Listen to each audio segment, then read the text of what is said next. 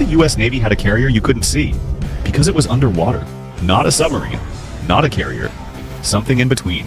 A submerged base designed for modern war zones. Invisible to satellites, unreachable by missiles, and always in position.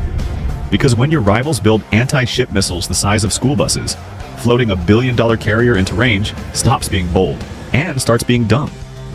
So here's what happens when the US Navy decides to hide its next carrier under 500 meters of saltwater. Let's dive in. What is a stealth carrier? The US already has aircraft carriers the size of cities, but what if the next one didn't float? That's the idea behind a stealth carrier, a submerged launch platform built to deploy drones, loitering munitions, and surveillance systems from beneath the waves. It doesn't need a runway, it doesn't need escorts. It moves silently, strikes remotely, and disappears. And the parts are already in motion. Blackwing UAVs, launched from submarine torpedo tubes, unfold and fly 30+ miles for ISR and targeting. Razorback UUVs, autonomous underwater drones that map, scan, and return, all without surfacing. DARPA's Cormorant, a drone designed to launch from beneath the surface, fire up a jet engine, and fly. Virginia-class Block 5 submarines, now fitted with 87-foot vertical launch tubes, originally for Tomahawks but sized for next-gen payloads. ISR pods, drone swarms, or loitering weapons. None of these systems are labeled stealth carrier, but the direction is obvious, because surface carriers are becoming liabilities. China's DF-21D and DF-26 carrier killer missiles can strike from over 1,500 miles away. Hypersonics like Russia's Zircon move too fast for current defenses, and satellite imaging, military or civilian, can track carrier groups in near real time. In short, if a carrier can be seen, it can be hit. If it can be hit, it can be sunk. And if it's a $13 billion Ford class with 4,500 crew on board, one strike becomes a national disaster. A stealth carrier changes that, and the idea isn't new. In World War II, Japan built the I-400 class, massive submarines with 100-foot hangars that carried 3 floatplanes. With a 37,500-mile range and onboard catapults, they could launch surprise airstrikes from the middle of the ocean, too late to change the war, but decades ahead of their time. The modern version keeps the core logic and replaces everything else. Planes become autonomous drones. Catapults become pressurized underwater tubes. Crews of hundreds become 30 sailors, or none at all. Of course, real challenges remain. Power, autonomy, underwater comms, and logistics, all harder underwater than on land. But none of them are unsolvable. They're being worked on right now, and the funding shows it. Over $7 billion invested into directed energy and autonomous system development. $274 million awarded for Boeing's Orca Stealth UUV, already in low-rate production. Dozens of US patents filed for drone capsules, underwater launchers, and seafloor payload pods. The Navy may not be ready to unveil a finished stealth carrier, but the blueprint is real. Power, endurance, and staying hidden. Let's start with power. Every US Navy submarine since the 50s runs on a nuclear reactor. It doesn't need oxygen, never needs refueling, and can operate underwater for 25 to 30 years without surfacing. For a stealth drone carrier, a nuclear core would provide enough juice to launch UAVs, run sensors, recharge drones, and keep the whole system moving, quietly for months at a time. The downside? Nuclear is big, hot, expensive, and harder to miniaturize.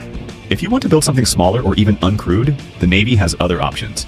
Diesel-electric systems are proven, reliable, and compact, already used in subs around the world.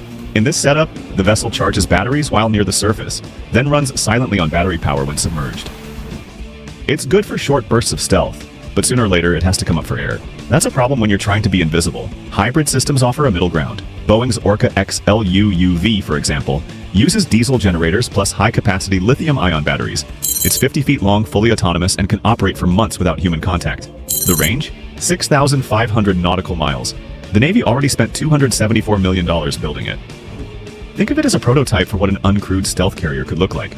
Still, long-term autonomy needs power that lasts. That's where DARPA's weirdest ideas come in.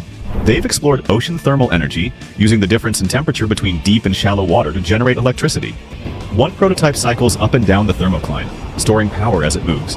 Another concept uses wave energy, or even slow underwater gliders that charge themselves over time. These systems don't produce much power, but they're quiet, untraceable, and potentially limitless. Now layer in endurance. Modern nuclear submarines can stay submerged for 90+ days. Not because of fuel, not because of food. The limiting factor is the humans on board. A stealth carrier, especially an uncrewed one, wouldn't have that problem. No oxygen to recycle, no crew to feed. That means it could sit in place or cruise slowly through contested waters for half a year or more. But autonomy comes with risk. If something breaks, there's no crew to fix it. If communications go down, there's no one to reboot. And undersea communication is its own nightmare. Radio signals barely penetrate saltwater. At best, you get 300 bits per second over acoustic signals. So, unless the system periodically surfaces or trails a long antenna, it's basically flying blind. There's also the thermal problem. Submarines generate heat. Heat leaves a signature, and heat from a nuclear reactor or high-capacity electronics could give away a stealth carrier's location if not managed properly. That means advanced cooling systems, silent pump technology, and thermally shielded hull designs, not all things the Navy's been refining for decades. So can a stealth carrier really stay hidden? Yes, if it balances power, endurance, and silence. Hybrid systems like those in the Orca might be the bridge until technology catches up. The platform's already in motion. Over the last decade, program by program, the US has tested everything you'd need: underwater launch, recovery, long-range autonomy, and modular payload delivery. Submarines like the Virginia class are already launching Blackwing UAVs through 3-inch torpedo tubes. These are compact ISR drones, folded to fit in launch canisters, then unfolding to a 1.5-meter wingspan, and flying up to 30 miles. They scout, relay targeting data, and quietly extend the sub's awareness without exposing it. Then there's Razorback, a 600-pound UUV deployed from torpedo bays. It autonomously maps seafloors, monitors acoustics, and can even act as a communication node. A stealth carrier wouldn't just need weapons, it would need situational awareness. Razorback fits that role. Even airborne launch has been tested. DARPA's Cormorant concept showed how a drone could be ejected from a submerged launch tube, break the surface, ignite a jet engine, and fly.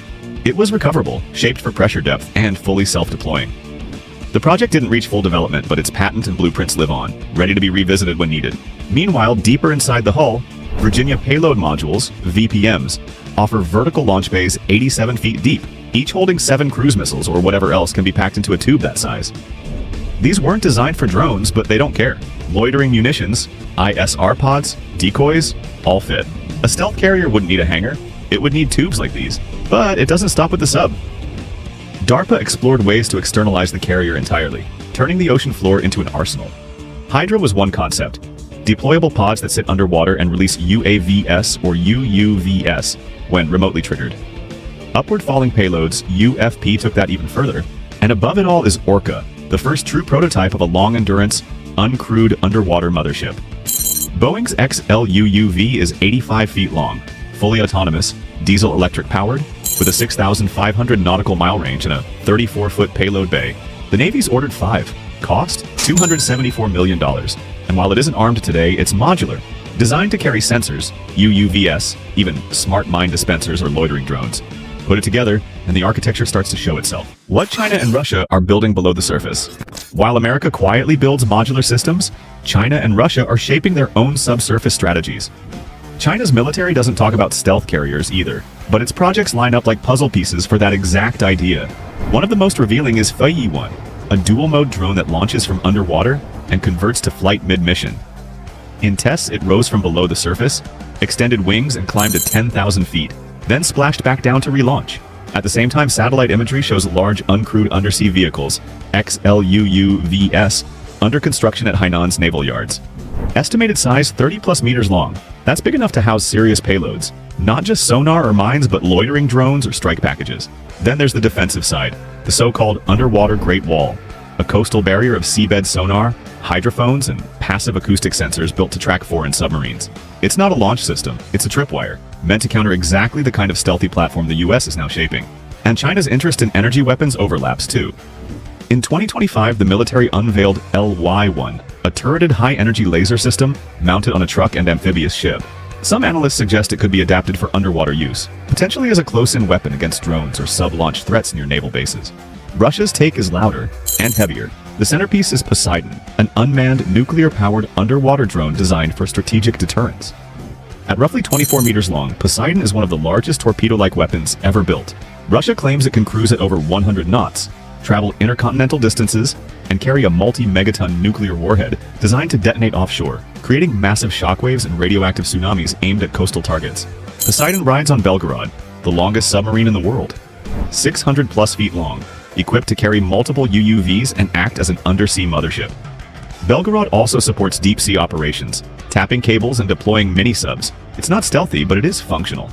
Russia also built a network of undersea sonar posts called Harmony, positioned in Arctic waters to track NATO submarines, and it's been testing laser dazzlers like Zadira, intended to blind enemy ISR assets. In 2022, Moscow claimed to have used Zadira in Ukraine against drones. Possibly true, possibly bluff, but either way, a signal.